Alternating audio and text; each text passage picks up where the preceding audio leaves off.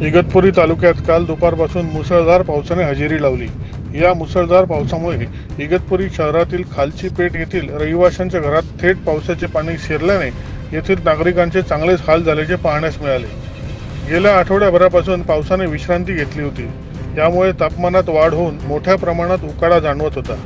तर अचानक आठवड्यापासून पाऊस थांबल्याने शेतकऱ्यांनी चिंता व्यक्त केली होती, कारण काही ठिकाणी नुकत्याच भाताच्या आवण्या आवरल्या असल्याने या भात पिकांना पाण्याची आवश्यकता होती। पुन्हा पावसाचे आगमन झाल्याने शेतकऱ्यांनी समाधान व्यक्त केले, तर दुसरीकडे पावसाचे पाणी घरात शिरल्याने नागरिकही हैराण झाले होते।